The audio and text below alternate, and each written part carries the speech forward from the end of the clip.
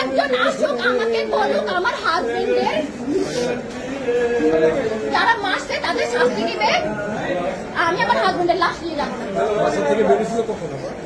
আমার হাজবেন্ড বেরোছে 2 ঘন্টাও হয় নাই ভাই। 1 ঘন্টার মাথায় 1 ঘন্টা অবশ্যই এখানে আছে, যেখানে আছে 1 ঘন্টার মাথায় কেন ওকে মারবে? ওকে বাসা থেকে বের হতে পারবে না? বাসা কোথায় ছিল? আমার বাসা রায়েরবাগ মোহাম্মদবাগ।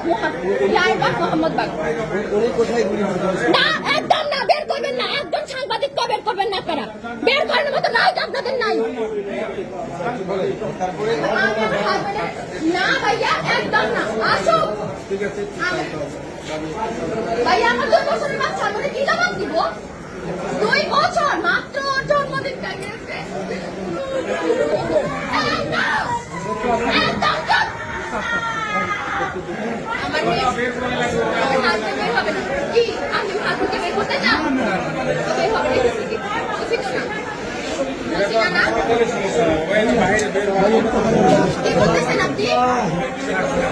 আপনার মেয়ে আছেন আমার বয়সে, আমার 22 বছর বয়স মাত্র। আমার জীবনের দাম কি? আমি বাকি জীবন কিভাবে কাটাবো? আমি কবে মারা যাবো? তার তো কোনো ঠিক নাই। আমি এতগুলো বছর কিভাবে কাটাবো?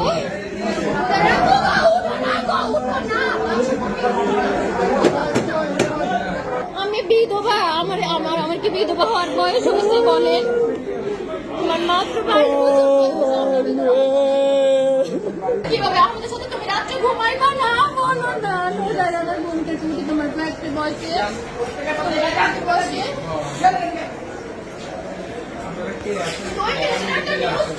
তারপরে তোমার হসপিটালে সব শেষ। শুধু একটা হেডলাইনে লেখা থাকতে অমুক মারা গেছে, গোলাগুলি কেসে। একটু উত্তর দেন না প্লিজ। আমার বাচ্চার ভবিষ্যৎটা কি? আমার মেয়ে ডাক্তার বানাবে বলছে, ও ডাক্তার। আমি অনেক বড় একটা বাসা নিয়ে থাকি, আমার বাসা থেকে বের হয়ে যেতে হবে। আমি ভাড়া ঘর থেকে দিব। নজরে রাখবো, আমরা কিভাবে বাঁচবো? নজরে রাখবো, নজরে রাখবো, প্লিজ উঠে যাও না বাবু, উঠে যাও না তুমি। আল্লাহ নজরে রাখবো। জানো আমার মা কি বলবে? আমার মা নজরে রাখবো, হ্যাঁ নজরে রাখবো। উঠো না, আমি তো তোমার আজের সময় আম কেটে দিচ্ছিলাম।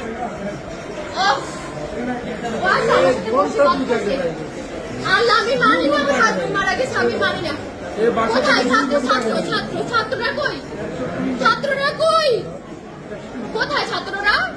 আর প্রধানমন্ত্রী কই? উনি কখন মানবে বিচার? ওদের ইয়ে কখন মানবে? উনি কজন মারা গেলে? তুমি ছাড়া আমাদের কেউ নাই, বিশ্বাস করো। আমরা এই দেশ ছেড়ে চলে যাবো, তুমি উঠো। নিজেরা রাখবো, উঠে যাও না। নিজেরা কতজন গেছে গেছে, নিজেরা তুমি বাড়তে যাও না। নিজেরা কতজন গেছে গেছে, তুমি কিচ্ছু